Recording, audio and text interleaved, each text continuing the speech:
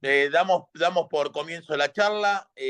Muchísimas gracias, Mercedes, por estar con nosotros. Estamos con la doctora Mercedes Fidanza, una eminencia en lo que es la hematología, una excelente persona y una excelente clínica.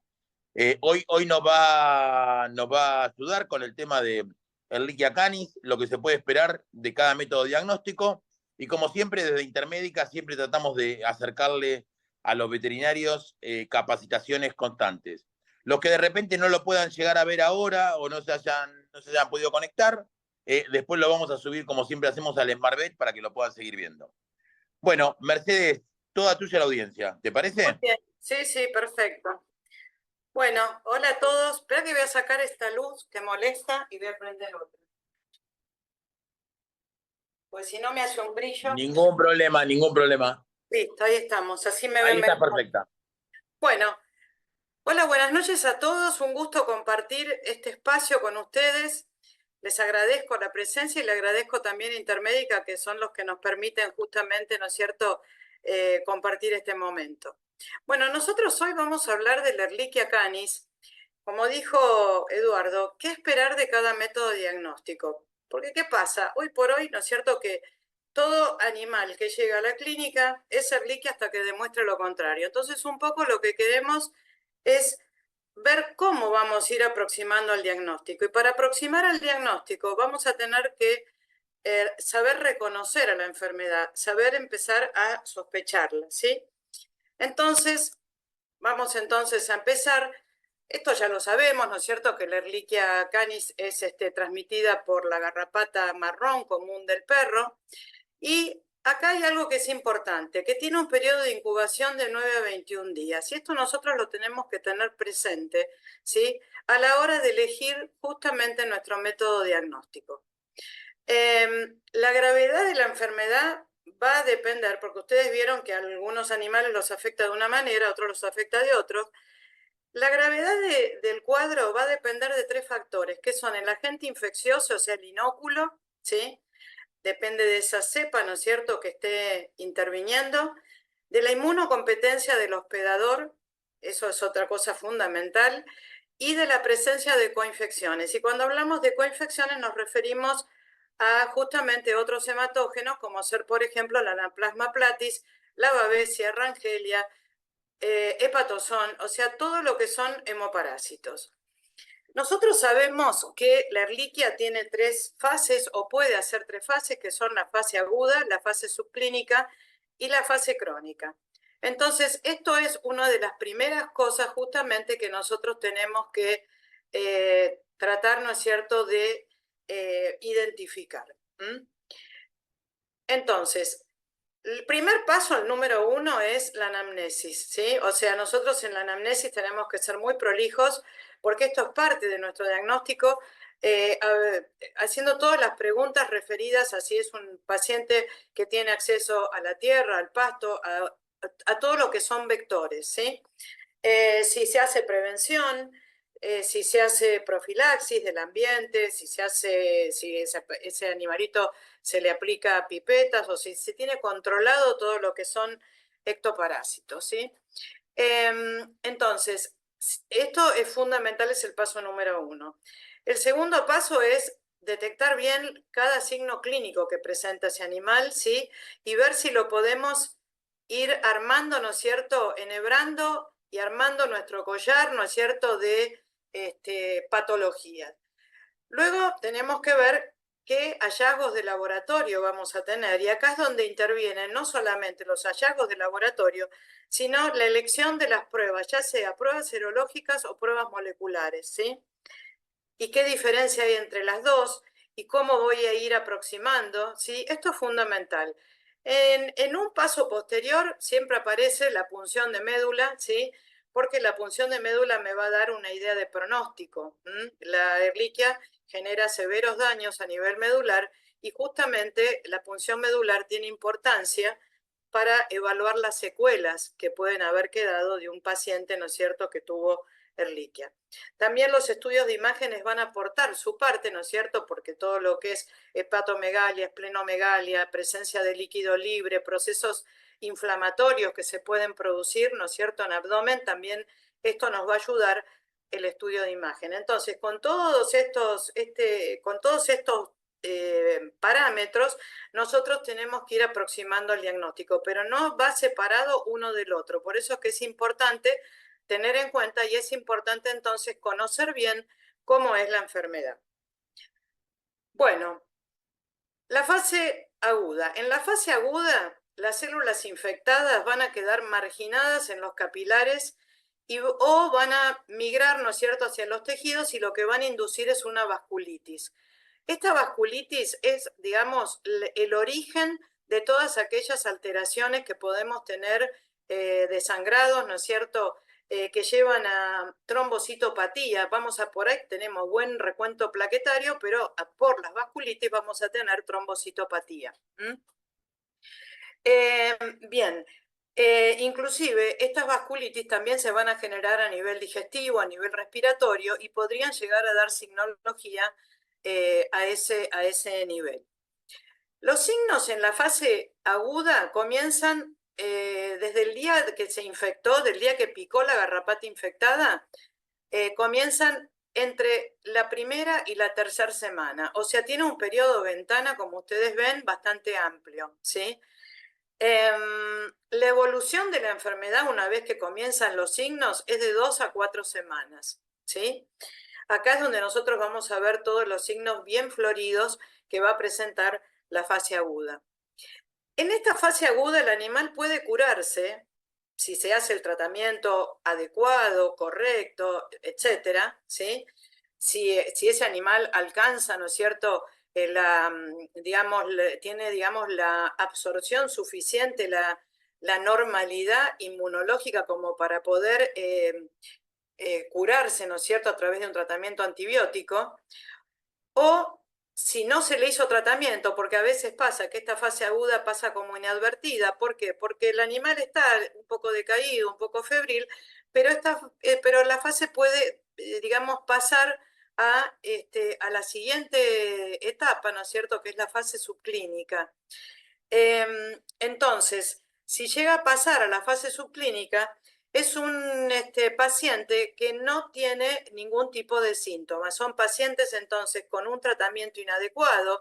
Ese típico paciente que se empieza a tratar, se le hace una serología o se le hace un PCR, se llega a la conclusión que no era, se le saca el tratamiento. Esos son tratamientos inadecuados. Cuando estamos dando mal las dosis, ojo, también puede ser un problema de susceptibilidad de cada animal, ¿no?, si logra las concentraciones antibióticas suficientes como para luchar contra esa erliquia, ¿sí? Por eso acá entra mucho la inmunocompetencia.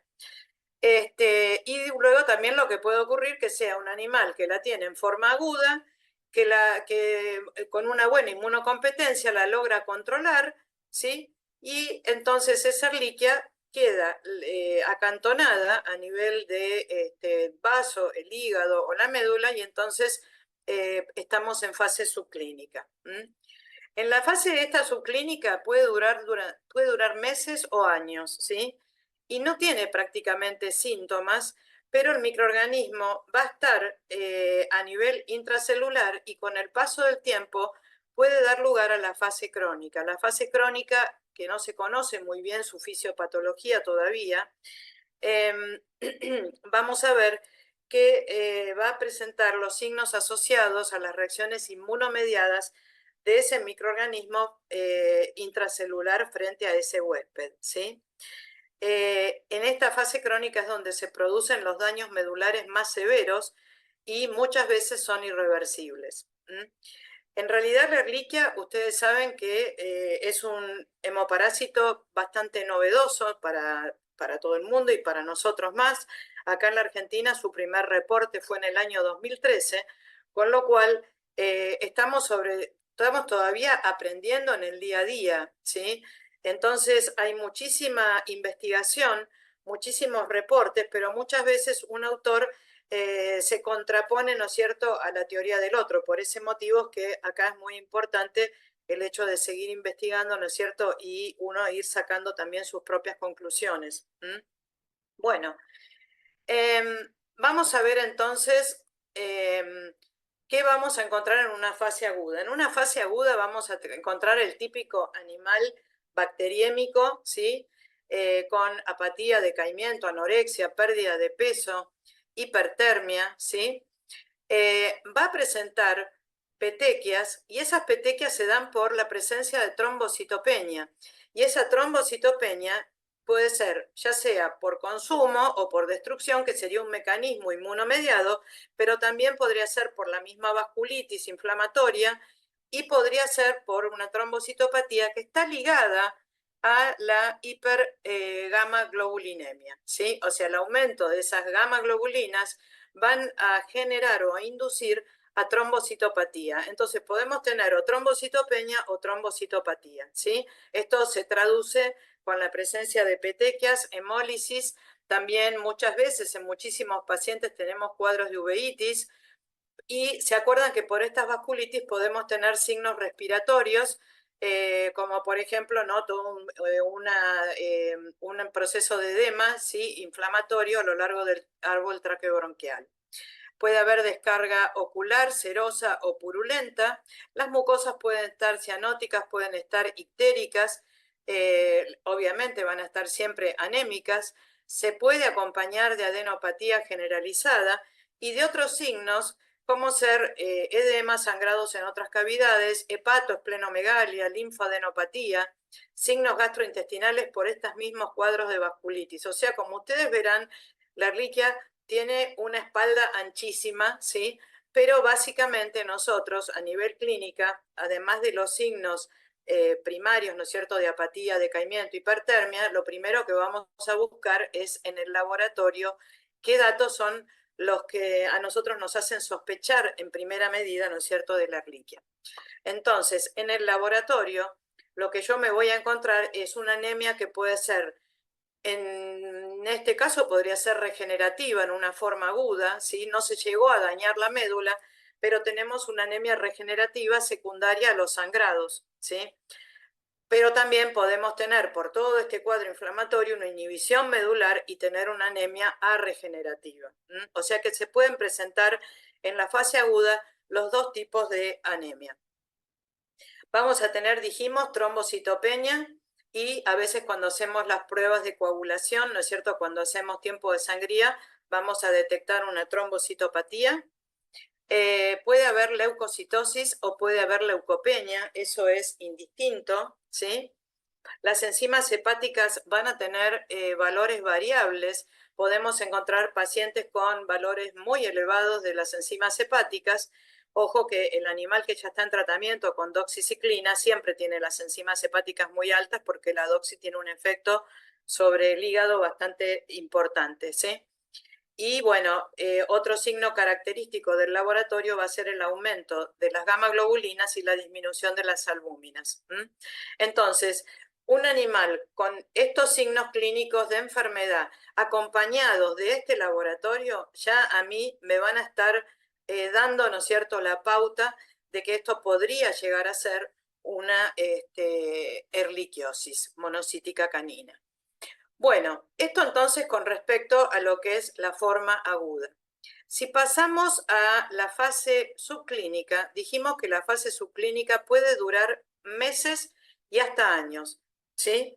Acá ya el individuo comienza a generar anticuerpos, que ya lo vamos a ver un poquito más adelante. Puede quedar acantonada en el vaso, en la médula, en el hígado, en los linfonódulos, ¿sí? Puede quedar ahí, ¿no es cierto?, en una constante lucha con el huésped, ¿no es cierto?, para tratar de expresarse y el huésped la limita y ella trata de expresarse y eso justamente es lo que nos va a llevar a saber interpretar después los otros métodos de diagnóstico serológicos o moleculares. Dijimos que es una fase asintomática y lo único que sí nos acompaña en general es una anemia leve, una trombocitopenia, que por ahí lo vemos en un estudio de rutina, ¿no es cierto? Nos llama la atención la trombocitopenia, una leve anemia y las gamma globulinas elevadas con a veces signos de esplenomegalia o signos inflamatorios del vaso como ser un cuadro de esplenitis, por ejemplo. Bueno, en general es una fase sin hipertermia, es un animal que se lo encuentra bien, que ha recuperado peso, ¿sí? Que quizás empezó con una forma aguda y él lo supo limitar, ¿no es cierto? Y pasamos a la fase subclínica. No la mató, quedó ahí, ¿sí? No se curó, pero quedamos ahí. Bueno, la enfermedad en este caso o bien se termina eliminando, ¿sí? O bien pasamos a la fase crónica, ¿sí? Y la fase crónica, justamente lo que nosotros dijimos, que es la responsable de los peores daños, ¿no es cierto?, que se pueden generar a nivel medular. Y estos signos van a estar asociados a las reacciones inmunológicas del microorganismo, ¿sí? Frente, ¿no es cierto?, justamente a ese hospedador.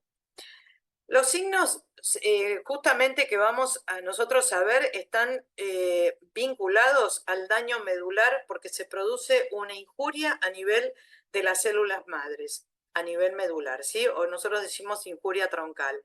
Ustedes se acuerdan que todas las células de la sangre provenían de una única célula pluripotencial, multipotencial, que si esta erliquia la va a dañar, a nivel muy temprano, entonces puede llegar a dañar tanto la serie roja como la serie blanca como la serie plaquetaria.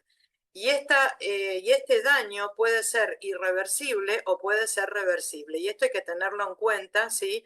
A la hora, ¿no es cierto?, de emitir un pronóstico.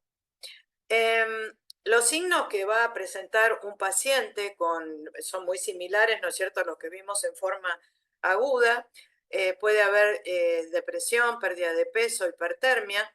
La anemia va a ser siempre arregenerativa, las mucosas van a estar pálidas, puede haber ictericia, pero más asociada, ¿no es cierto?, a un daño hepático. Puede haber cianosis.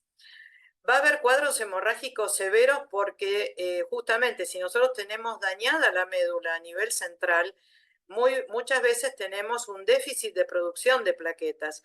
Se puede asociar también, como habíamos hablado, ¿no es cierto?, los signos asociados a una reacción inmunomediada por la cual habría destrucción o secuestro de plaquetas por parte del vaso.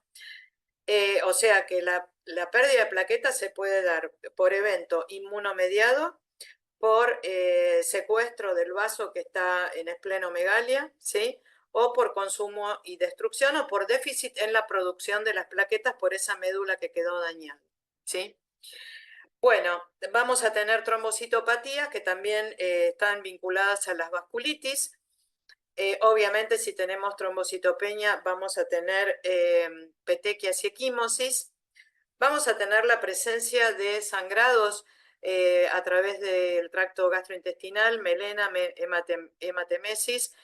Puede haber hematomas en grandes cavidades, hematuria, pérdida también de sangre por boca, por nariz. En el laboratorio vamos a encontrar leucopenia. En general se acompaña de pancitopenia, o sea, es raro encontrar leucocitosis ya en una fase crónica donde ya tenemos una médula dañada.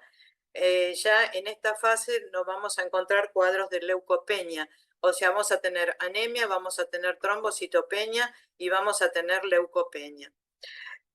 Vamos a tener, sí, también la gamma globulina elevada y muchas veces si hacemos una corrida electroforética, esa gamma globulina va a tener un pico de tipo policlonal o monoclonal. Monoclonal más difícil, es más fácil de ver o más habitual de ver los picos policlonales, ¿no? O gamopatía policlonal.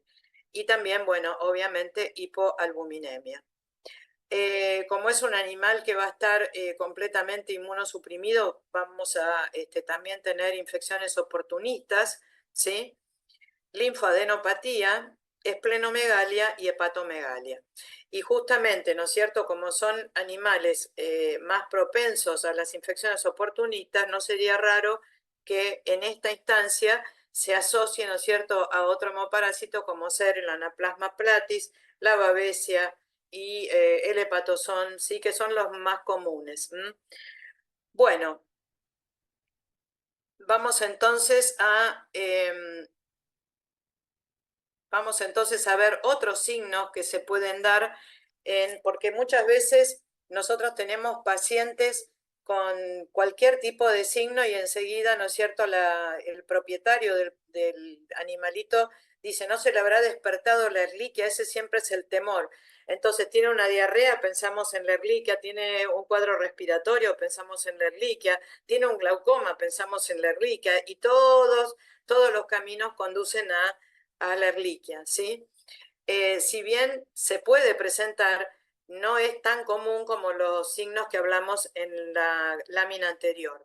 O sea, podemos tener signos respiratorios que estarían asociados justamente a esa infiltración, ¿no es cierto?, a esa vasculitis que se va a dar a nivel intersticial, puede haber hipertensión pulmonar, podemos encontrar signos oculares como retinitis, hipema, retinopatías, edema de papila, ¿sí? Edema corneal, uveitis. Los signos oculares están bastante asociados, ¿no es cierto?, a estos cuadros de hemoparásitos, también a enfermedades oncomatológicas. Por eso es que para nosotros, a nivel de hematología, cuando tenemos pacientes que vienen con alteraciones oculares, para nosotros es como que se nos prenden todas las alarmas, ¿sí?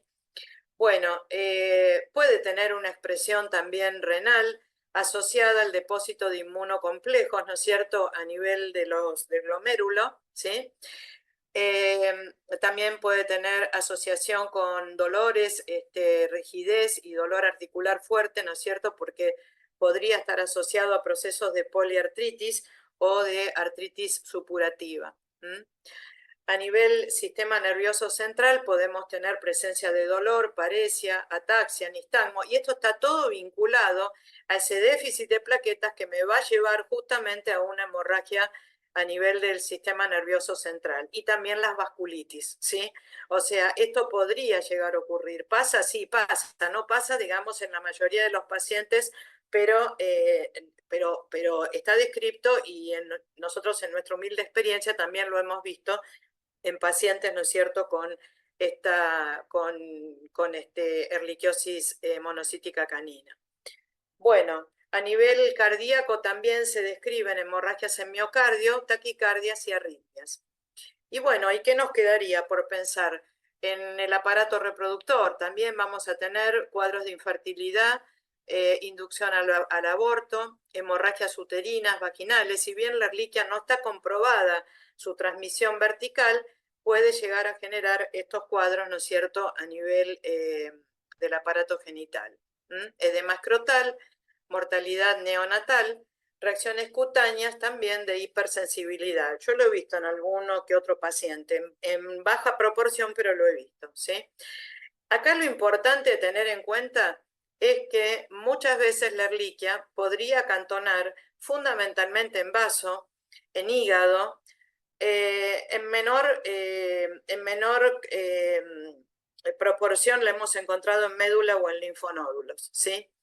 Pero lo importante que ustedes tienen que recordar es que en todas sus fases puede inducir a un daño secuelar severo que puede llevar a hipoplasia, aplasia o a distintas disfunciones medulares. Y esto puede ser reversible o irreversible. Entonces, cuando yo termino un tratamiento, ¿sí?, tengo que entender e interpretar que si ese paciente queda con anemia, con trombocitopenia, con leucopenia, con leucocitosis, tengo que entenderlo ya como una secuela, como una cicatriz que me dejó la Ehrlichia, que quizás yo puedo revertirla con estimulación a larguísimo plazo, pero quizás ese cuadro queda así, ¿no es cierto?, sin la posibilidad de una recuperación, de algo que sea reversible. Entonces, esto es importante porque muchas veces la gente traduce como puede, ¿no es cierto? Dice, no, porque se le siguió dando hace 60 días, 70 días doxiciclina porque las plaquetas seguían bajas. Lo que la doxiciclina no hace en 30, 40 días, ya está, ya no lo va a hacer. Ya eso lo tenemos que entender como un daño secuelar que va a quedar posiblemente para siempre, o si tenemos suerte, porque a mí me ha pasado, de poder revertirlo, pero que lleva bastante tiempo, ¿sí? Bueno, entonces, lo primero que dijimos para nuestra aproximación al diagnóstico es identificar estos síntomas, ¿sí? Lo segundo, tenemos entonces que ver en el laboratorio anemia arregenerativa, leucopenia o leucocitosis, trombocitopenia, trombocitopatía, observación de mórulas, y ahí pongo un signo de interrogación ¿Por qué? Porque la observación de mórulas ahora lo vamos a hablar un poquitito más en detalle, ¿sí? Y también vamos a encontrar hallazgos a nivel medular. El perfil hepático y renal en general están alterados, ¿sí? Pero podría no, o sea, podría ser algo variable, ¿sí? Y lo que casi siempre acompaña es la hipoalbuminemia y la hiperglobulinemia. Policlonal en su mayoría de casos, pero también podría llegar a ser monoclonal, ¿sí? Bueno, con respecto a la observación de mórulas, ¿qué es lo que yo les quería decir? Como aproximación diagnóstica, la observación de mórulas a nivel medular es bastante difícil, ¿sí? Nosotros lo que vamos a ver a nivel medular fundamentalmente es un grado de hipoplasia severo. Miren la foto de arriba, es una médula normal, ¿sí? Bien poblada, y la de abajo es una médula que prácticamente no tiene precursores, lo único que hay son células ya maduras que quedan como resabios, ¿no es cierto? Entonces, podemos ver hipoplasia, aplasia de grados variables, podemos tener una pancitopenia, o sea que me falten rojos, blancos y plaquetas, o una bicitopenia, un déficit de rojos con plaquetas, o de rojos con blancos, o de blancos con plaquetas, o sea, no necesariamente que sea o una monocitopenia, si se quiere decir de alguna manera, ¿sí? O sea, no necesariamente se combinan las tres, sino según a qué nivel de esa progresión madurativa de esa célula madre se generó el daño, va a comprometer una o dos líneas o las tres líneas, ¿sí? Bueno, muchas veces lo que nosotros encontramos a nivel medular es una hipoplasia eritroide, una hipoplasia megacariocítica, que es la que compromete a las plaquetas, y una hipoplasia mieloide, ¿sí? Y entonces, con respecto al tema de las mórulas, es bastante común, ¿no es cierto?, que se crea que nosotros a nivel medular o a nivel de sangre podemos identificar las mórulas de Ehrlichia. Por lo menos la cepa que nosotros tenemos acá en Buenos Aires es prácticamente imposible, y miren que nosotros las buscamos, tanto en médula como también las hemos buscado a nivel de sangre con animales con serologías francamente positivas, y investigando hemos encontrado que la probabilidad de encontrar mórulas, tanto sea a nivel medular o a nivel de sangre, es de una mórula cada 1000 células. O sea, nosotros tendríamos que contar 1000 monocitos, ¿sí? Y podemos tener la probabilidad de encontrar una mórula, ¿sí?, cada 1000 en un animal positivo a la Ehrlichia. O sea que la probabilidad de verlas es bajísima, ¿sí? Es muy, muy baja. Yo creo que quizás tenemos más probabilidad de verla en un aspirado de vaso, que nunca lo hemos hecho, pero a nivel sangre es muy difícil de ver, y a nivel de médula también. Y muchas veces también es bastante común en la consulta, ¿no es cierto?, que se pide punción de médula para ver si la Ehrlichia, como sigue con trombocitopenia, si la Ehrlichia no está en la médula. Y nosotros sabemos que no la vamos a ver, igual la buscamos obviamente, pero también lo que nos encontramos en esa médula es que la producción de plaquetas está baja, porque ya lo que yo tengo en ese momento no es la presencia de la Ehrlichia, sino que lo que tengo es el daño, la cicatriz que me dejó la Ehrlichia, que es justamente esa hipoplasia, ya sea de la serie roja o de la serie plaquetaria o de la serie leucocitaria, ¿sí? Bueno, y vamos a entrar un poco en el diagnóstico ya serológico, ¿sí? Nosotros tenemos técnicas serológicas cualitativas, ¿sí?, que es a través de la detección de anticuerpos que detectan inmunoglobulina G, o sea, detectan anticuerpos anti-Ehrlichia, ¿sí?, o anti-anaplasma. Ahora tenemos la posibilidad de tener kits diagnósticos que nos pueden aportar la serología tanto de Ehrlichia como de anaplasma, ¿sí? Si no, tenemos también kits de diagnóstico solamente de Ehrlichia, ¿sí? Pero ojo, ¿no?, porque como la Ehrlichia y el anaplasma no tienen inmunidad cruzada, yo quizás tengo un paciente con un Ehrlichia negativo, pero es anaplasma positivo, y esto nosotros lo hemos visto cantidad de veces, pacientes con toda la signología. De hecho, la Ehrlichia y el anaplasma son de la misma familia, con toda la signología, la Ehrlichia venía con una serología negativa de Ehrlichia y cuando le hicimos la corrida, ¿no es cierto?, de anaplasma, nos encontramos con que era positiva la anaplasma. Por eso, teniendo la posibilidad de hacer un doble diagnóstico, estaría bueno, ¿no es cierto?, empezar a instrumentarlo. Bueno, algo que es muy importante y que hay que tener muy presente es que hay un periodo ventana donde no tenemos circulación de anticuerpos, o sea, la garrapata pica, inocula, ¿sí? Y ese inóculo va a comenzar a generar anticuerpos hasta 28 días post infección. Por lo tanto, en ese periodo ventana, la inmunocromatografía me puede dar negativa, siendo un falso negativo, ¿sí? ¿Por qué? Porque todavía no generó los anticuerpos y no se están expresando los anticuerpos, ¿sí? Y esto es muy importante tenerlo en cuenta. O sea, que hacer una inmunocromatografía en un paciente que recién empieza, uno quizás la hace porque es un test rápido. Si me da positivo y está con síntomas, obviamente voy a empezar tratamiento. Pero si me da negativo, no tengo que pensar, ¿no es cierto?, que puede ser un negativo, sino que puede ser un falso negativo porque todavía no pasaron los 28 días post-infección, ¿sí? Estos anticuerpos, una vez que están circulando, pueden persistir durante 6 meses a 4 años, ¿sí? O sea, larguísimo tiempo. Por lo tanto, una inmunocromatografía negativa, ¿sí?, puede ser negativa, pero también puede ser un falso negativo, dijimos, por estar en ese periodo ventana.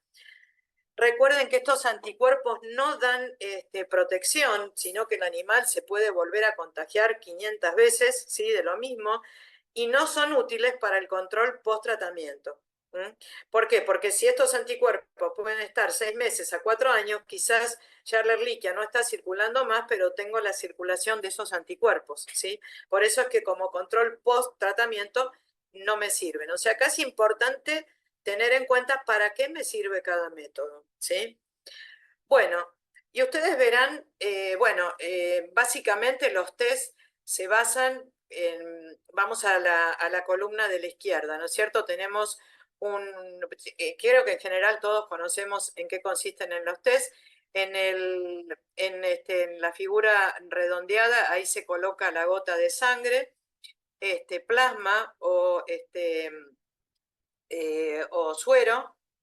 Y la segunda línea, fíjense en el segundo esquema, la segunda línea es la banda control, ¿sí?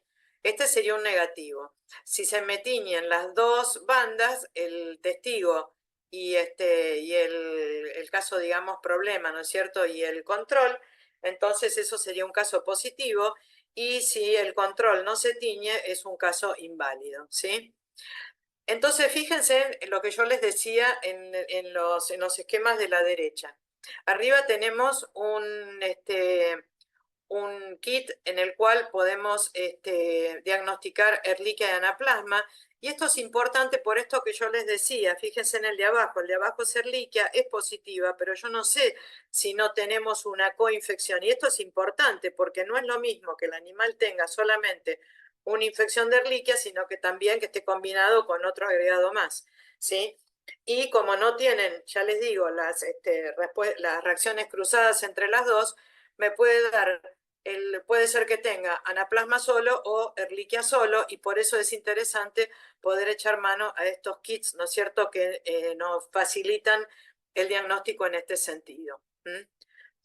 Bueno, también tenemos las pruebas moleculares, el PCR, que acá es donde nos empezamos a hacer el lío, ¿no? ¿Qué hacemos? PCR, hacemos inmunocromatografía. Bueno, yo voy a tratar de ordenar un poco, ¿no es cierto?, toda la información que hay al respecto, porque ya les digo, hay muchas opiniones a veces contrapuestas, entonces lo que estamos tratando es de emprolijar un poco, ¿no es cierto?, y de darle una lógica a las conclusiones. Las pruebas moleculares lo que detectan por una amplificación de fragmentos van a detectar el material genético del agente en sangre, ¿no es cierto?, o en médula o en vaso. Ojo que muchos autores dicen que es mucho más eficiente un PCR de sangre y no de médula o vaso, porque de médula y vaso hay mucho tejido propio del individuo y puede interferir, ¿no es cierto? Son pruebas muy sensibles y eso puede interferir con resultados falsos negativos. En cambio, en sangre, es donde están los monocitos, ¿no es cierto?, infectados, y podría llegar a dar la expresión, ¿no es cierto?, de material genético activo, vivo, ¿no es cierto?, actuando en ese momento. Pero ojo que también tiene sus limitaciones, por eso que tenemos que saber cómo combinar un método con otro. La PCR es positiva ya a partir del día 4 a 10 de la infección, ¿sí? Comienza a hacerse cada vez más activa, ¿no es cierto?, la actividad de la bacteriemia, y esto entonces nos lleva a que en la medida que progresa la enfermedad, va a ir entonces en una curva ascendente, pero luego de la tercera semana, sobre todo si ya se le dio antibiótico, esa actividad comienza a declinar, que es justo cuando aumenta la circulación de anticuerpos, ¿sí? Ahora lo vamos a ver en un esquema como para poder terminar de entenderlo esto.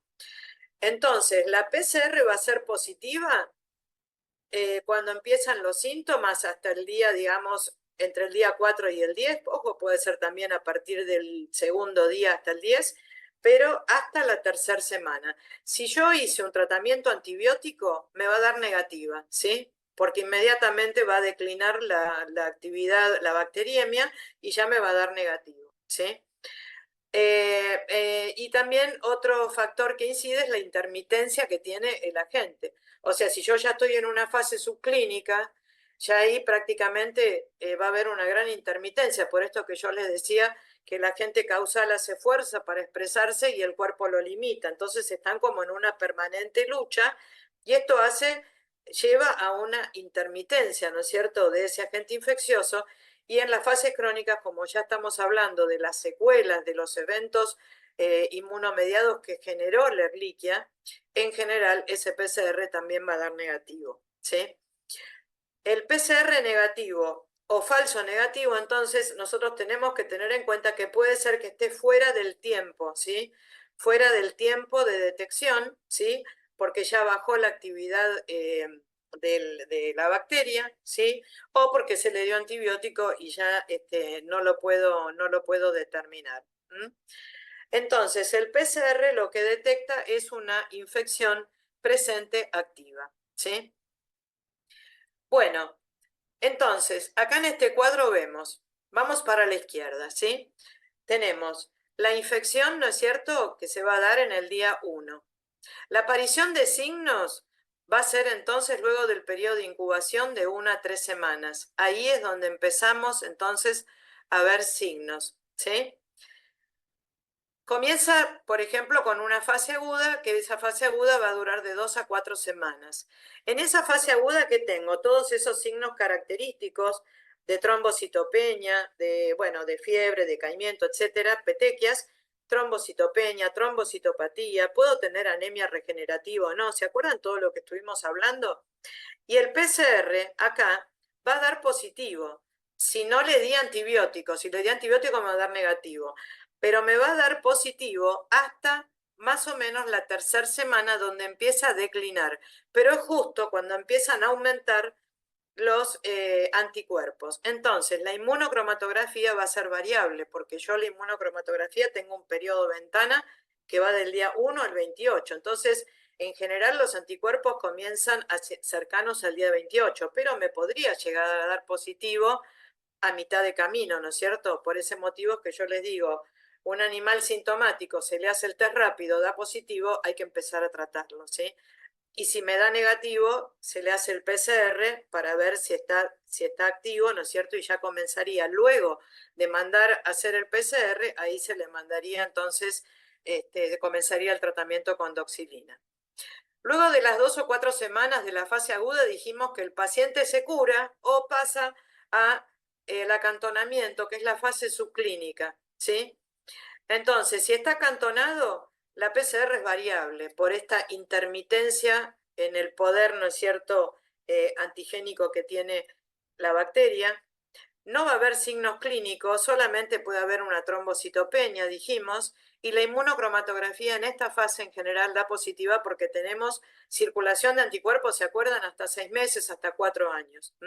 Entonces acá a mí la detección de anticuerpos me sirve para saber que evidentemente este paciente tuvo un enfrentamiento en algún momento con la Ehrlichia que indujo a la producción, ¿no es cierto?, de anticuerpos, ¿sí? Y acá está discutido si se le hace tratamiento o no a un animal no sintomático.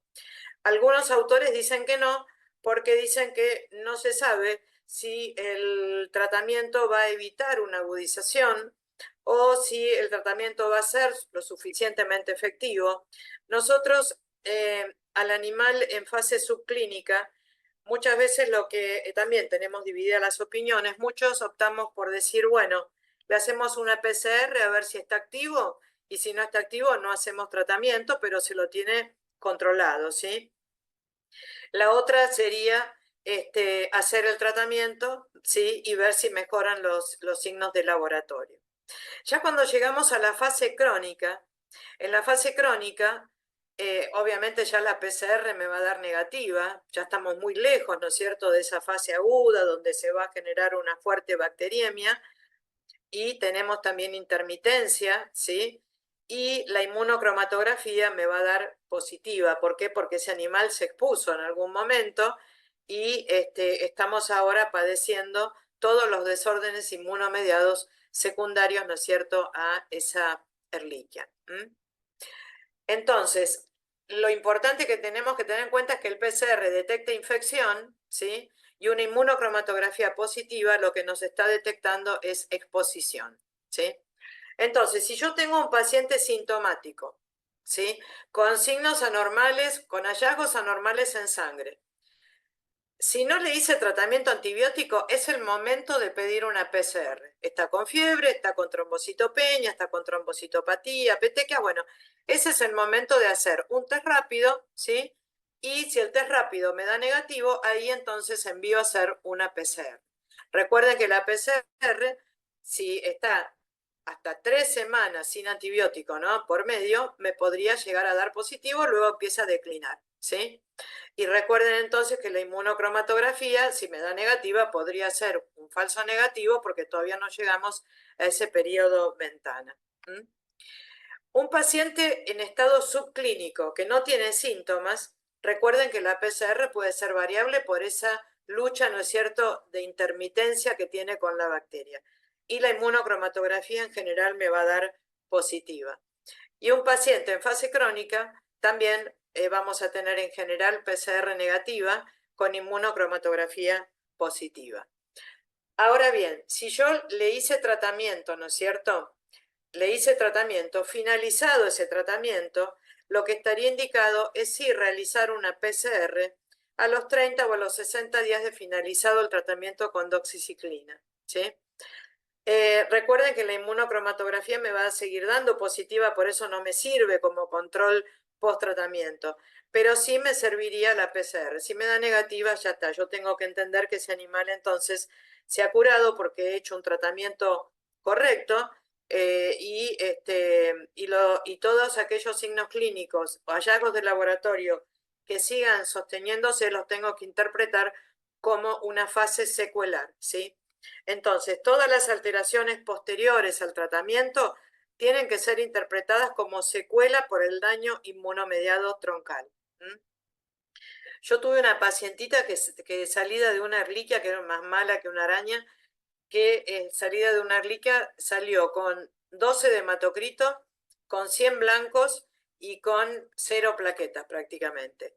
Y esa perrita lo que tenía era una polenta bárbara, se ve que su inmunocompetencia era buena, y esa perrita con estimulante de rojos, estimulante de blancos, estimulante inespecífico de la médula, ¿no?, ya sea complejo B, etcétera, y mucho tiempo, fue mejorando muy lentamente. Primero empezó a mejorar la serie roja, luego empezó a mejorar la serie blanca, y lo último que mejoró fue la serie plaquetaria. La serie plaquetaria no llegó al 100%, pero por lo menos para su vida de todos los días estaba en un recuento de 110.000, 100.000, y le llevó más o menos un año, ¿sí? Un año que yo pensé, la verdad, pensé que no íbamos a salir a flote, y sin embargo esta perrita lo logró, ¿no es cierto?, pero es mi testigo, ¿no es cierto?, que le llevó un año revertir el daño ese inmunológico que tenía a raíz de la Ehrlichia. Bueno, con respecto entonces al tratamiento, tenemos que saber que puede ser curada, que no tenemos que pensar que va a quedar dormida, que va a quedar acantonada, se puede curar, ¿sí? Pero esto depende de la cepa, ¿sí? De qué cepa, del grado de inóculo, de la inmunocompetencia de ese paciente y de realizar un tratamiento adecuado. Y obviamente también la asociación, ¿no es cierto?, de uno o dos hemoparásitos juntos. El tratamiento que nosotros vamos a instaurar es, bueno, por elección, doxilina, la dosis de 10 miligramos kilo por día. Se había empezado a hablar de 30 días de tratamiento, todavía muchos autores lo siguen sosteniendo y muchos otros fueron aumentando a 35 días, a 40 y hasta 45. A mí me parece que entre 30 y 40 estamos bien, ¿sí? En el caso que no haya tolerancia a la doxilina, podemos usar rifampicina. Ojo que la rifampicina tiene cierto grado de toxicidad renal. De hecho, los animales que toman rifampicina empiezan a hacer una orina casi fosforescente, la piel se les pone muy roja.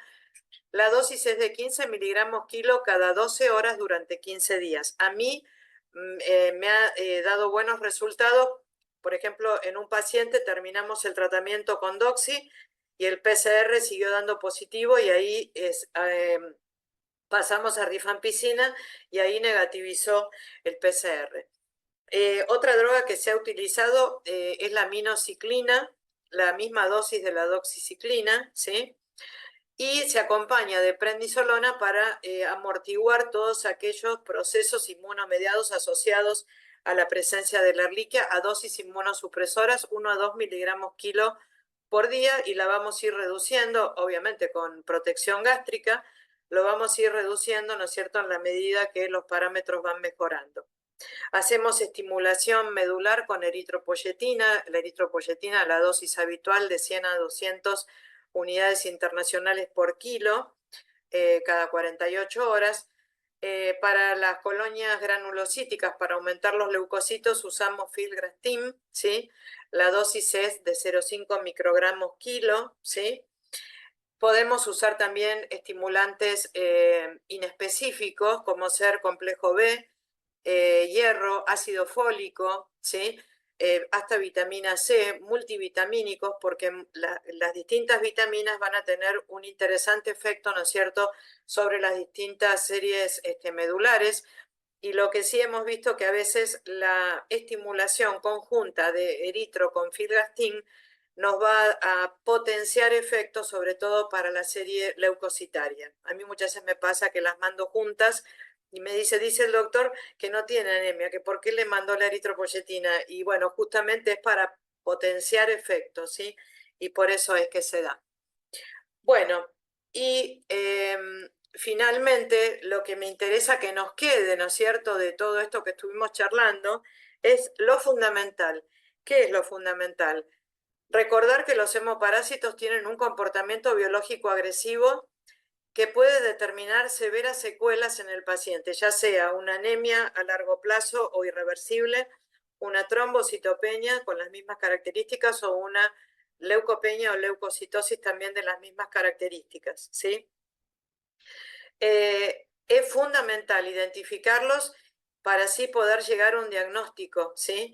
¿Cómo vamos a llegar? Como dijimos, conocer bien cuáles son los signos clínicos y por qué, entender los hallazgos de laboratorio y por qué se producen, y en segunda instancia, ¿no es cierto?, acompañar de estudios de imágenes que nos ayudan un montón. Recuerden que un vaso inflamatorio, un vaso de esplenitis, es el típico vaso de hemoparasitosis, ¿sí? En una forma crónica ya tenemos un vaso enorme, en una fase ya avanzada.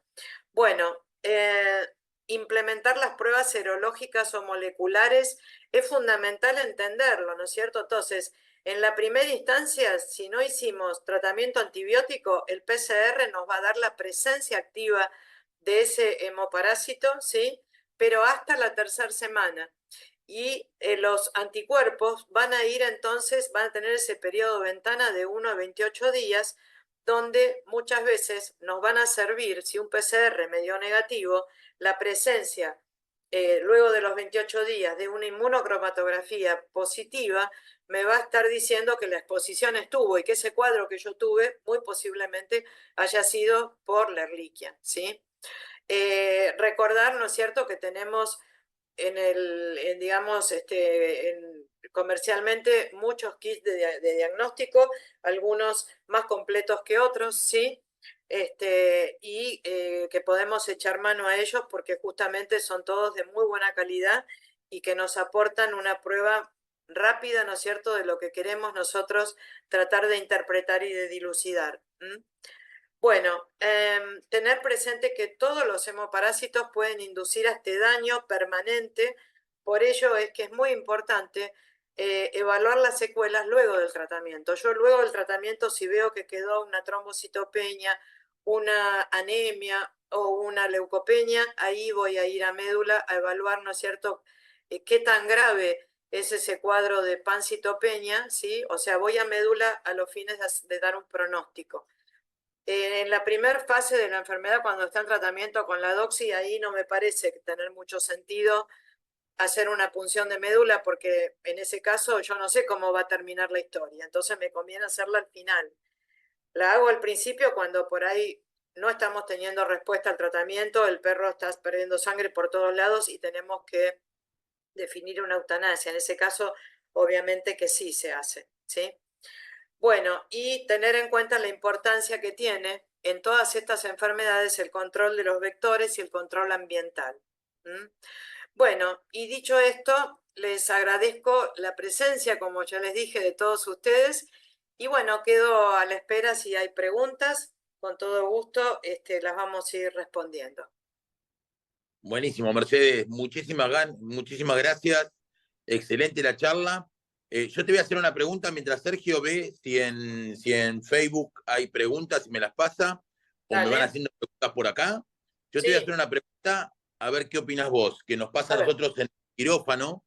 Cada vez que sí, viene Mangieri, que viene una vez por mes a operar a Buenos Aires, sí, él sí o sí, para los perros que meten en cirugía, quiere un test de Ehrlichia. ¿Por qué? Te voy a contar. Hace como un año y medio nos pasó con una cirugía medianamente menor, que era unos tumorcitos de piel, tenía Ehrlichia oculta y se nos desangraba el perro. claro, O claro, sea, se nos desangraba después de la operación, ¿eh? sí. Tuve que llevar a mi perra y le pasaron 1 litro de sangre de mi rhodesiana a una grandanesa. Claro, no, no, más un gran danés. Bueno, justamente eso es lo que yo le decía a todos, que como todavía no hay demasiada información, digamos, por consenso, entonces un poco uno también va aplicando su propia experiencia. Entonces, ustedes van a ver que muchos autores dicen, animal sin síntomas positivo no se le hace tratamiento, pero yo personalmente creo que un animal sin síntomas con una serología positiva y que yo nunca me enteré que tuvo Ehrlichia, ahí evidentemente la Ehrlichia entró.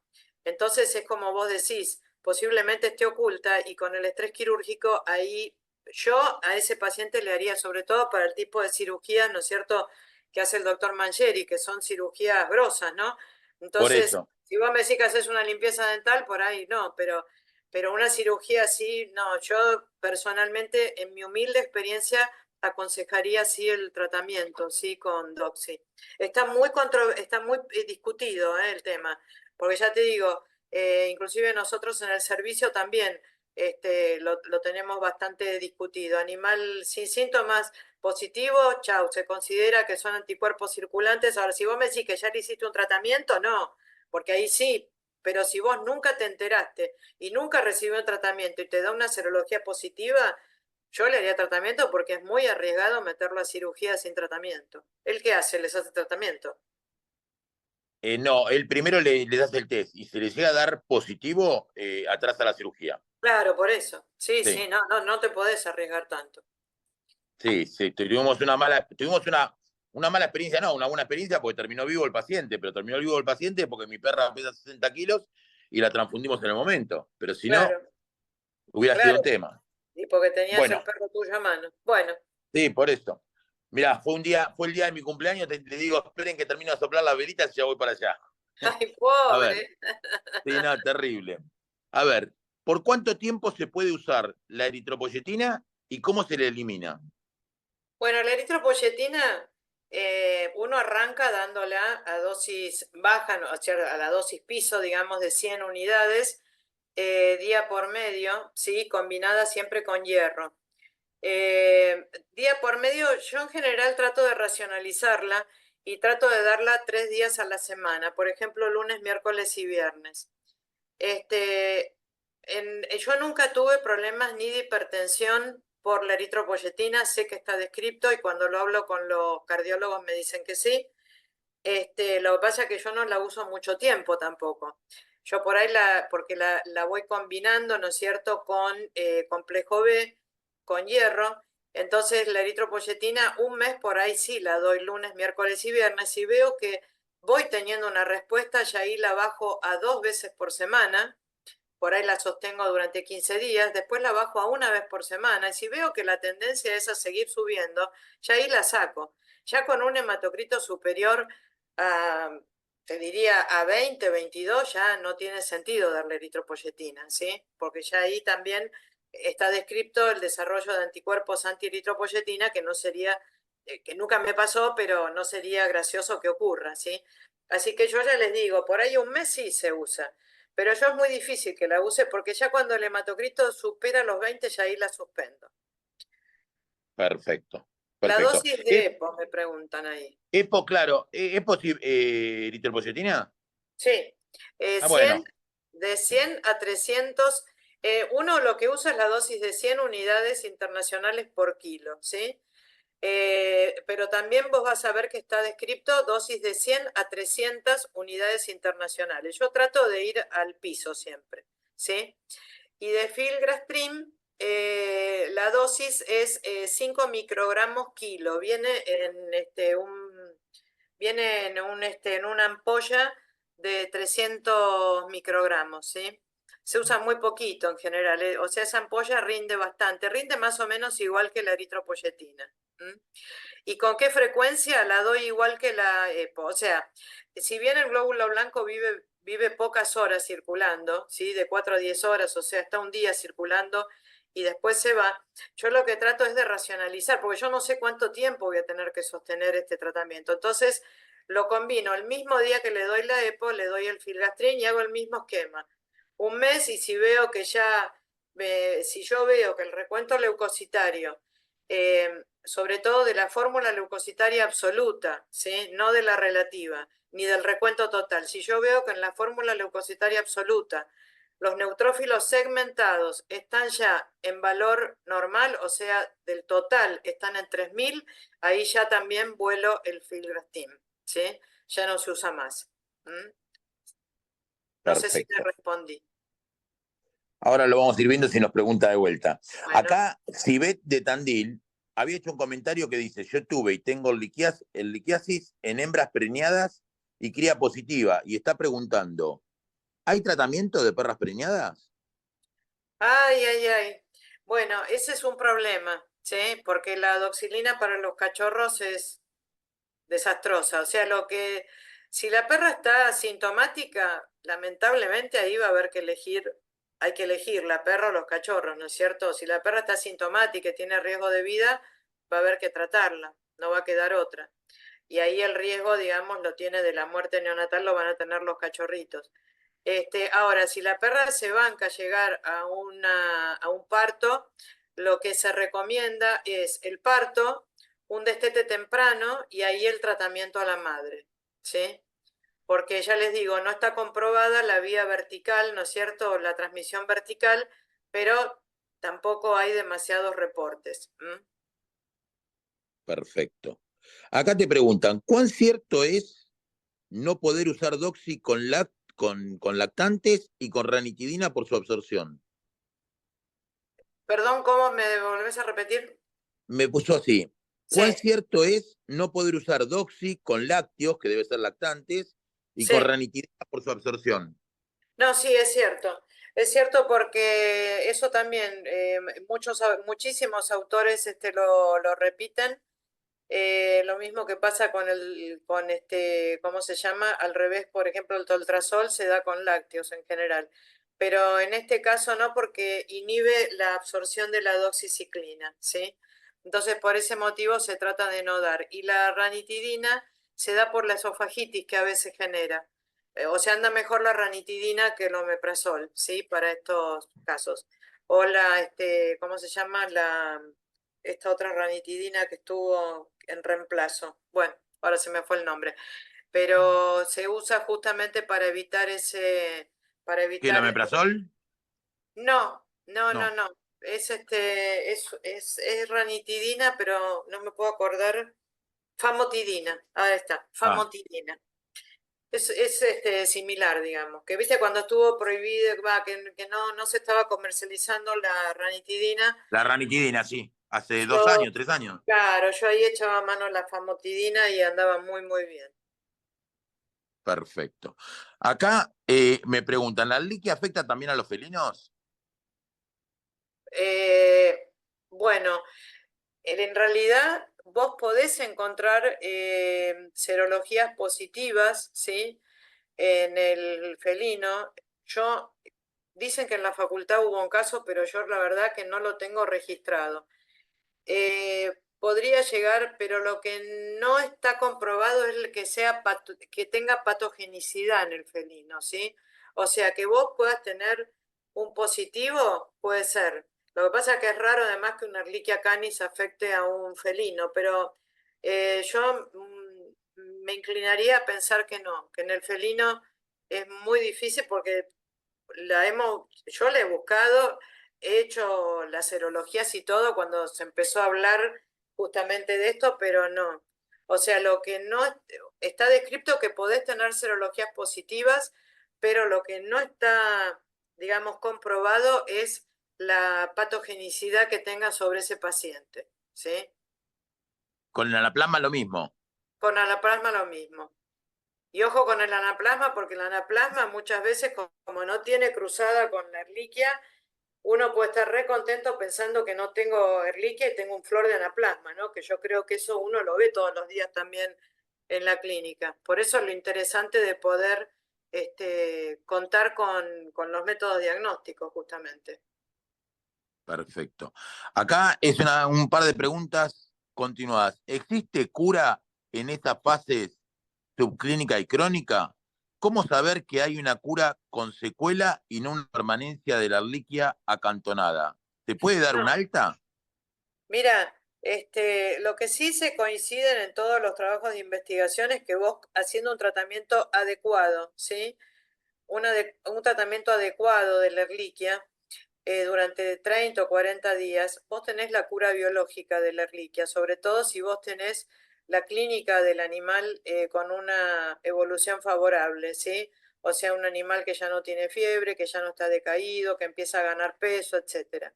Entonces, ahí vos tenés que entender que tuviste la cura y todo lo que te quedó si te quedó una trombocitopenia, si te quedó un leve grado de anemia o si te quedó una alteración de los blancos, lo tenés que interpretar como como la secuela que dejó la erliquia y que esta secuela puede ser irreversible o puede ser reversible, ¿sí? Y vos finalizado un tratamiento, lo que podés hacer es, haces un tratamiento, ¿sí? ¿Por qué? Porque el perro estaba sintomático, ¿sí? Entonces, cuando le haces el tratamiento y el perro mejora, ahí vos podés buscarla al bicho vivo, digamos, ¿no es cierto? Con un PCR, y si te da negativo, vos ahí tenés que entender que la erliquia ha sido eliminada, ¿sí? Lo que pasa es que si vos ya tenés un grado de deterioro, porque la enfermedad ha ido avanzando a lo largo del tiempo y de los meses, ¿sí? Entonces, eso es lo que a vos te hace ver como un paciente ya secuelado, un paciente crónico, es una fase crónica, ¿sí? Donde vos ya tenés una anemia que ya llegó a un punto y no va a volver para atrás, una trombocitopenia que no va a volver para atrás y por ahí alteraciones de los leucocitos que tampoco vuelven para atrás. pero tampoco vas a tener el, el, el, este, el PCR positivo, porque ahí ya mermó la actividad de ese agente justamente por los antibióticos que se le dieron y sobre todo si se los diste en tiempo y forma, eso está comprobado que se produce la cura, ¿sí? El acantonamiento existe cuando el tratamiento fue inadecuado, cuando la inmunocompetencia del paciente no llegó a lograr las dosis, digamos, de antibióticos terapéuticas, ¿sí? Entonces ahí vos podés tener acantonamiento. Pero buscarla en médula por observación, eso no lo hagan porque no es para nada seguro, ¿sí? Eso se los digo porque lo experimento todos los días. Perfecto. Y gracias, Mercedes. Mira, acá viene otra que es bastante preguntas juntas. ¿Hay otras variedades en Argentina, además de Canis, tan positivos cruzados al diagnóstico? ¿Presentan algún signo clínico o hematológico predominante? En este caso, ¿recomienda usar dipriopinato de imidocar en algún tipo de reliquia o coinfección con anaplasma? Mira, nosotros en Buenos Aires por lo menos la cepa que tenemos es la Ehrlichia canis y es la que son todos los kits diagnósticos, ¿sí? Lo que sí yo veo que, por ejemplo, hay Ehrlichias del litoral que dan serologías positivas y uno las ve, o sea, yo las he visto, o sea, las mórulas uno las ve, evidentemente esa es una cepa distinta, ¿sí? Será una Ehrlichia canis, una cepa distinta, entonces, bueno, y da positiva la serología y todo, y esas se ven, y acá en Buenos Aires no vemos una, ¿sí? Entonces, evidentemente, mientras sea Ehrlichia canis, evidentemente va a dar siempre positivo, ¿sí? No me acuerdo qué otra cosa me preguntaba. Ya te digo. Sí. Era si en este caso recomendás usar Ah, dipriopinato sí. de imidocarb en No, algún tipo de... mira, Algunas Mercedes no te voy a repetir porque veo que más porque, abajo preguntan lo mismo. ok. Ok, Mira, el imidocar está comprobado también que no tiene la eficacia que tiene la doxiciclina, ¿sí? Sí, la doxiciclina. Este, muchas veces pasa que son animales que no lo toleran y entonces se usa el imidocarb, pero ningún autor te lo recomienda porque por más que por ahí, yo te digo, a mí me ha pasado que yo lo he usado porque no tenía otra forma y me fue bien, ¿sí? O sea, el animal recuperó, pero no estaría indicado a no ser que vos tengas coinfecciones. Si vos tenés coinfecciones, por ejemplo, tenés un hepatozón, ahí vos podés usar imidocar con doxiciclina, ¿sí? O una babesia, ¿sí? Ahí podés también usar las dos cosas, ¿sí? Pero no estaría, digamos que no es lo recomendable el imidocar, pese a que es mucho más sencillo porque son dos inyecciones y ya está, ¿no? No es lo mismo que que la doxi. perfecto. Acá tengo tengo muchas del Facebook y acá te voy a leer una del Zoom. Tengo un grupo de pacientes con trombocitopenia persistentes, anemia, monocitosis, tecnología variable principalmente llegan con cuadros digestivos, que según anamnesis han padecido de la enfermedad hace más de un año. Se realizan pruebas rápidas, más Ehrlichia cani y otros anaplasma, o bien presentes ambas enfermedades. ¿En qué me puedo enfocar para entender la trombocitopenia en estos reinfectados, ya que de un grupo de 10, 4 no han podido superar y fallecen? Bueno, en realidad, ¿cómo se llama? Vos ahí tenés que tuvieron la enfermedad hace más de un año y el tratamiento hay que ver si fue correcto, ¿sí? Si el tratamiento fue correcto, haces la prueba rápida lo que te va a marcar, si es positiva, lo que te va a indicar es que hubo un contacto con la enfermedad hace un tiempo, ¿sí? Entonces, vos en ese caso, si vos lo que querés saber es si está nuevamente la enfermedad activa, ¿sí?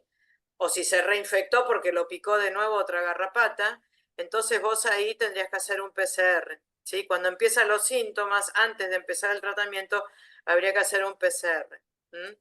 Porque a vos ahí la prueba rápida lo que te estaría indicando es que hubo un contacto, ¿sí? Que ya lo sabíamos porque ya vos supiste que tenía la Ehrlichia y que supuestamente fue tratada.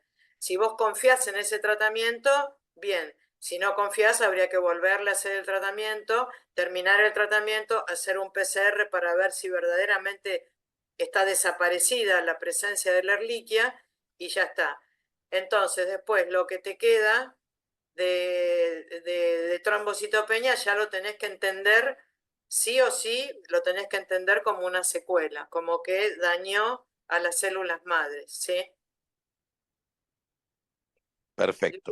De un grupo de 10, 4 no han podido superar y fallecen. Posiblemente, o sea, de un grupo de 10 vos tenés 4 que evidentemente no tienen la misma inmunocompetencia que el resto, ¿no? Ahí es donde entra, es muy importante el tema este, que no es lo mismo un individuo que otro, ¿sí? Porque ya te digo, hay animales que la limitan sola, empieza con fiebre, 2, 3 días, y la limitan sola, ¿sí? Y otros animales, en cambio, empiezan una carrera contra la vida infernal y otros la limitan y quedan como subclínica, ¿sí? Otros se curan, entonces es muy variado y los mecanismos todavía no están del todo muy claros, sobre todo en lo que es fase crónica, ¿sí? Yo te digo lo que yo haría en este caso. Perfecto. Gracias. Acá ya Jocelyn está pidiendo si podría mostrar una diapositiva de cómo se producen las convulsiones, pero no te preocupes porque yo después le voy a decir dónde pueden ver la charla de nuevo y no Ah, bueno. despreocupate. Las convulsiones Eh, se producen cuando vos tenés derrame justamente por el déficit de plaquetas o por la misma vasculitis a nivel cerebral. Perfecto. Los casos que ya se presentan con IRC y las plaquetas no suben de 10 o menos, no sé cuál sería la pregunta. Sí. Y los casos que ya se presentan con IRC y las plaquetas no suben de 10 o menos, bueno, A no sé ver, qué. debe ser la misma, debe ser el mismo que me preguntó. No, no es el mismo. Bueno, no importa, Yo ahora la, seguramente lo va a aclarar y yo yo la ahora te voy a hacer. plaqueta, lo que yo empiezo es una estimulación inespecífica de plaquetas, ya sea con complejo B, con ácido fólico, o sea, complejo B que tenga ácido fólico y a veces inclusive también con vitamina C, ¿sí? Después hay una forma de subir las plaquetas con una droga que se llama el Trombopac. Lo que pasa es que el Trombopac tiene un costo en la Argentina cuesta 2,5 millones la cajita de 28 comprimidos y hay que darla día por medio. Subir, suben. Yo la uso en casos críticos, ¿sí? En los casos muy críticos, donde por ahí hay un sangrado muy grande, cuando el perro se me está muriendo, entonces ahí sí lo uso el Trombopac, Sí, que lo pueden pagar. que lo pueden pagar, exactamente.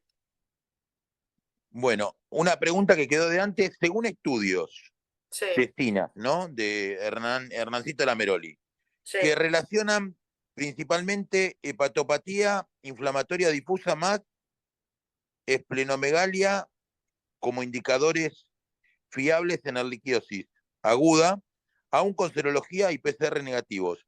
¿Qué validez otorga las imágenes y cuándo recomienda tratamiento en presencia de PCR o inmunocromatografía negativo? No, Bueno, inmunocromatografía negativo. o sea, lo saludo al doctor Lameroli. En realidad, para mí, en una fase aguda, el hallazgo más común es el vaso congestivo, ¿no es cierto? El vaso de esplenitis. Yo una esplenomegalia la espero por ahí en un cuadro más crónico, donde vos ya tenés una anemia regenerativa y el vaso está tratando de generar lo que la médula no está pudiendo generar. Entonces lo veo, o sea, lo veo más, me cierra más con la esplenomegalia me cierra más con algo crónico y ahí lo crónico me iría de la mano de ya justamente un PCR negativo porque ya se pasó la fase bacteriémica aguda, ¿sí? En cambio, en la fase bacteriémica aguda vos tenés un vaso inflamatorio, o sea, una esplenitis, con un PCR posiblemente positivo, ¿sí? En ese caso. Perfecto. No sé si le contesté, sí. Sí, nos van a ir mandando mensajes si hay algo que no se entendió.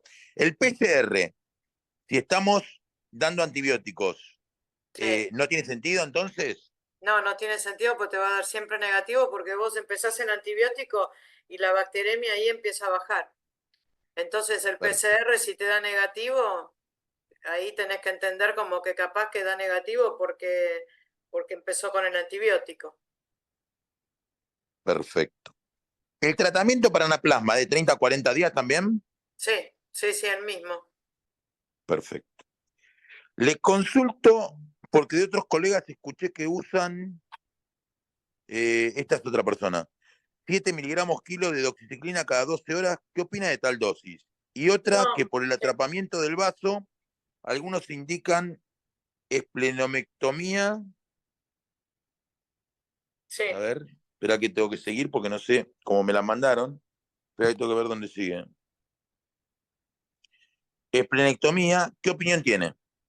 Bueno, a mí la dosis que me gusta y que me resulta es la de 10 miligramos kilo por día, ¿sí? Durante 40 días, ponele. Bueno, dosis menores no me cierran. Dosis mayores tampoco porque he visto varios internados, ¿no es cierto?, con cuadros hepáticos agudos por la toxicidad que tiene. Y si vos das una subdosificación, corres el riesgo justamente ¿cómo se llaman? Las resistencias. Entonces, por ese motivo es que yo usaría la dosis de 10 miligramos kilo y es la que yo recomiendo. Con respecto a la esplenectomía, eh, yo al vaso le daría la oportunidad primero de terminar un tratamiento, ¿sí? Terminar un tratamiento y una vez que termina el tratamiento, darle la oportunidad, ¿no es cierto?, a ese vaso a que se vuelva a achicar. Ahora, después ya cuando el animal está recuperado, ya está bien anímicamente, sacar el vaso en un animal que tuvo una injuria, que me consta, ¿no es cierto?, que tuvo una injuria a nivel medular, yo tengo que pensar que ese vaso muy posiblemente esté compensando el funcionamiento medular y que se está agrandando por una eritropoyesis extramedular. Entonces el riesgo que yo tengo por tocar ese vaso es que le estoy sacando el único, digamos, bastón que la médula le quedaba, ¿sí? Entonces yo no lo tocaría el vaso. Yo en principio le daría la oportunidad al tratamiento y después los vasos que para mí son recomendables de sacar son esos vasos que tienen riesgo de ruptura o que están interfiriendo con un secuestro muy elevado, porque si el vaso está muy activo y está secuestrando, ahí sí está cansando el funcionamiento medular y corro el riesgo de agotar el funcionamiento medular. Es muy difícil la decisión de sacar un vaso, ¿sí? O sea, yo cuando tengo un vaso grande, lo primero que hago es verificar si el problema está en la médula o el problema está en el vaso, porque a veces el vaso se agranda porque la médula es la que está funcionando mal y otras veces el vaso está grande, ¿por qué? Porque está tratando de colaborar con el funcionamiento medular, ¿sí? Y otras veces porque el vaso está enfermo. Entonces, sacar el vaso para mí es cuando ya uno agotó todas las instancias, cuando tenemos riesgo de ruptura, cuando está interfiriendo con dolor, con molestia por la distensión, o cuando está secuestrando una velocidad que corre el riesgo, ¿no es cierto?, de agotamiento medular. En ese caso sí, ¿sí? Se saca y se manda a analizar, por las dudas, porque a lo mejor no es una hiperplasia por la Ehrlichia, capaz que es otro proceso el que tiene el vaso. Perfecto. ¿Cuál sería, Mercedes, la dosis del complejo B? Bueno, esa es bastante empírica, ¿sí? O sea, yo esa en general lo que uso es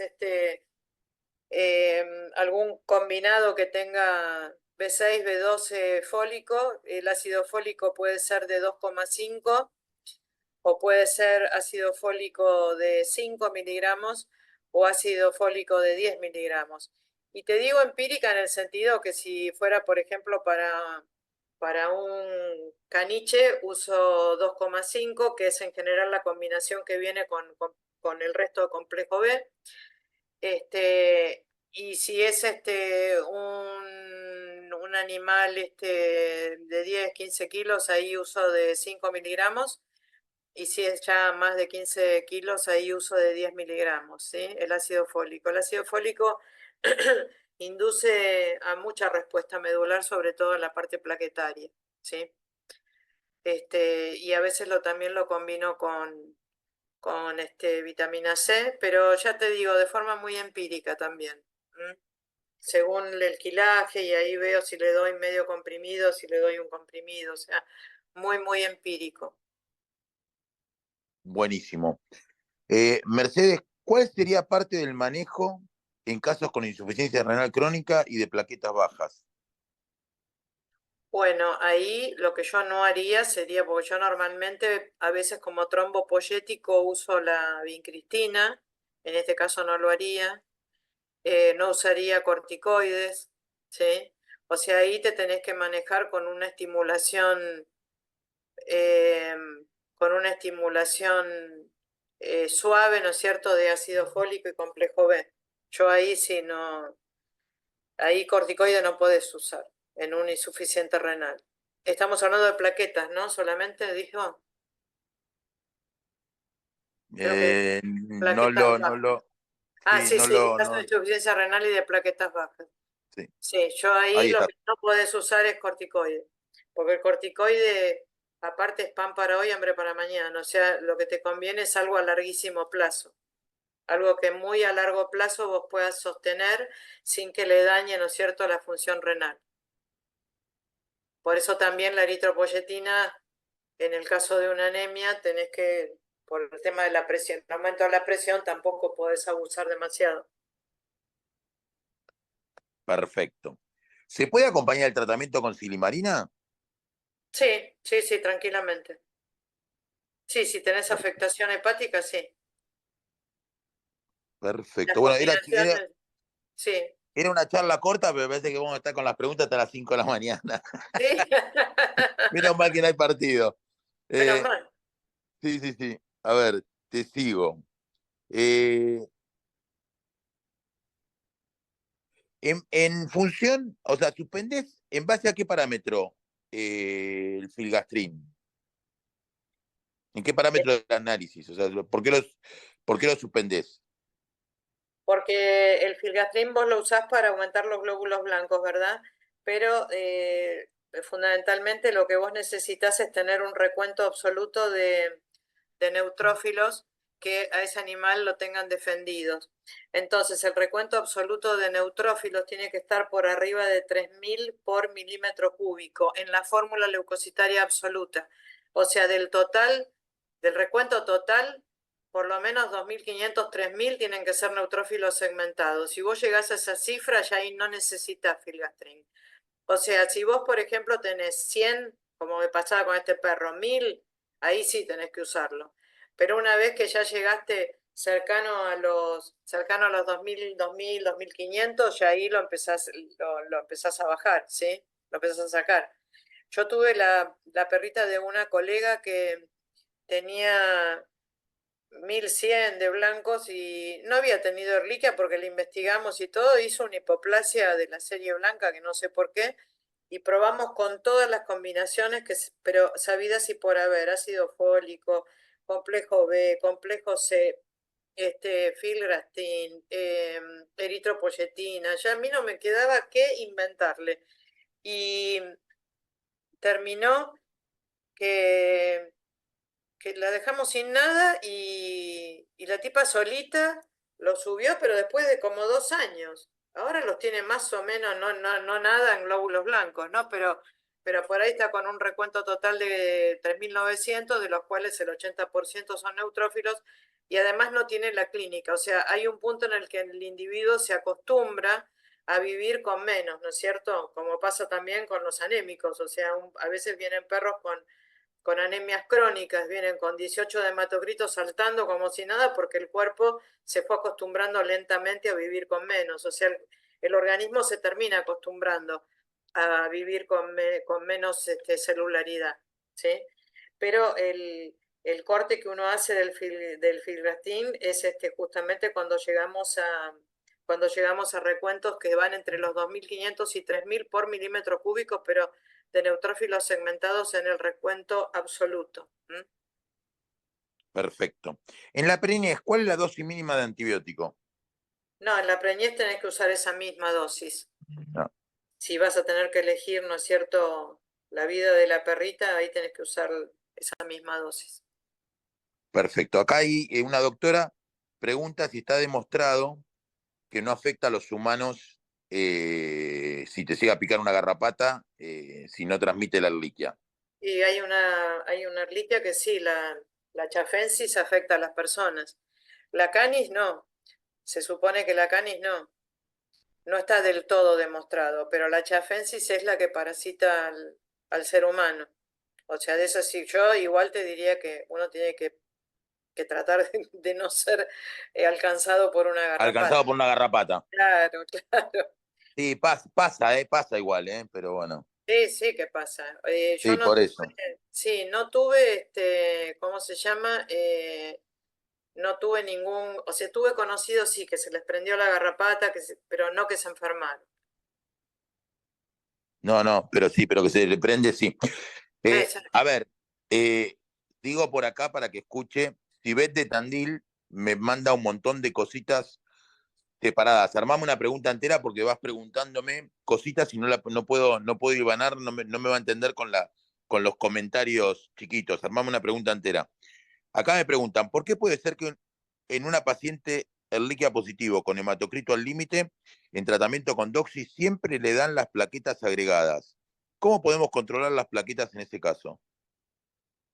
Bueno, las plaquetas agregadas es una particularidad de ese paciente y las plaquetas agregadas no son identificadas por las máquinas de recuento automático, ¿sí? Entonces, eso nosotros lo tenemos que ver en observación directa. Si vos por observación directa tenés más de 6 plaquetas por campo o acúmulos, porque los acúmulos muchas veces son grandes acúmulos, ahí ya se supone que tenés una suficiente y eficiente cantidad de plaquetas, ¿sí? O sea, cuando hay plaquetas agregadas habría que pedir el recuento por observación directa por campo. Eso es lo que habría que hacer. Perfecto. ¿Recomendar la transfusión en los casos que ya quedan con las secuelas post-tratamiento? Y si está con un hematocrito crítico por debajo de 15, yo te diría que no va a quedar otro remedio más que hacer la transfusión. Y, y esa transfusión, si la médula está muy, muy afectada, esa transfusión le va a durar un mes y medio, y ahí van a tener que volver a hacer otra transfusión. Sí, se puede hacer transfusión perfectamente. Perfecto. ¿Está indicada la esplenectomía en casos recurrentes post varios tratamientos doxy e imidocarb y con plaquetopenias persistentes? No, para mí no. O sea, para mí, ya te digo, sacar el vaso es una decisión que lleva una cantidad de pasos, ¿viste? O sea, antes de sacar un vaso, para mí hay que investigar la médula, hay que ver dónde está el problema, si en la médula o en el vaso, y dónde se afectó, porque capaz que la afectación no está en el vaso, sino que está en la médula. Entonces, yo no recomiendo sacar el vaso así, y menos por una erliquiosis, ¿sí? No, no, no. ¿Sirve la detección de Ehrlichia por frotis sanguíneo en orejas o patas? Mira, la podés tomar como un paso más, ¿sí? Pero la probabilidad de encontrarla es muy baja. Acordate que es de 1 en 1.000 células. Entonces, no es muy segura, ¿sí? Tiene una alta probabilidad que te dé falsos negativos, ¿sí? Perfecto. Si un PCR es negativo post tratamiento, ¿qué tan confiable es que realmente es negativo? No, sí, es confiable porque uno confía en el laboratorio donde lo mandó, así que, no, sí, o sea, post tratamiento te está diciendo que no tenés la erliquia activa, ¿no es cierto? Que no, sé que se pasó la fase esa de enfermedad, sobre todo si vos ya tenés el perro bien, sin síntomas y recuperando peso y sintiéndose mejor, etcétera. Perfecto. ¿Cuánto había dicho que salía el trombopac? 2,5 millones, los 28 comprimidos, 2,5 millones, porque me están preguntando en dólares. Deben ser unos $1.500 más o menos, más o en menos. dólares. Sí. Eh, Acá me dicen, perdón, no sé si entendí. Referido a la ecografía con signos compatibles con erliquiosis aguda, aún no detectable por PCR, ¿cuándo recomienda tratamiento apoyándose en las imágenes? No, la verdad que yo no apoyaría un tratamiento según las imágenes. Yo me remitiría a la serología, que es lo más, la serología y el PCR haría las dos cosas. No me animaría a hacer un tratamiento, porque sobre todo en Ehrlichia hay mucho tratamiento, hay mucho, o sea, todos los perros tienen Ehrlichia, los que vienen de refugio, por ejemplo, todos es Ehrlichia, y entonces, y la gente convencida dice, sí, porque tiene Ehrlichia, y le digo, le hicieron el test, no le hicieron nada, pero no, era Ehrlichia, me dice. Y entonces hay cantidad de tratamientos que uno se queda que no sabe si lo tuvieron o no, porque da todo negativo, porque se le hizo tratamiento por las dudas, entonces eso a mí no estoy muy de acuerdo con el tratamiento si no tengo la confirmación de una serología con un PCR. Perfecto. Con un PCR o cualquiera de los dos. ¿Qué Sí. se hace con un paciente con aplastamiento medular por erliquia? Y ahí tenés que estimular, si vos tenés una aplasia por Ehrlichia, tenés que empezar a estimular, por Ehrlichia o por lo que sea, tenés que empezar a estimular con lo que dijimos, eritropoyetina, filgastrin, complejo B, hierro y también ácido fólico y transfusión, eventualmente transfusión, hasta tanto este bloque de estimulación te sirva. Hay animales que esta que esta aplasia es reversible, pero muchísimos animales es irreversible y a veces incompatible con la vida y bueno, y muchas veces terminamos mal, ¿no es cierto? Se empieza a pegar todo. Bueno, yo también, Olvídate. muchísimas gracias a todos, me encantó compartir este espacio, me encantaron las preguntas, todo. Ahí está mi mail por cualquier duda que me quieran preguntar con todo gusto y bueno, y gracias Intermédica por la oportunidad que nos brinda. No, a vos, Mercedes, muchísimas gracias. Un beso Gracias. gigante. Un beso enorme a todos.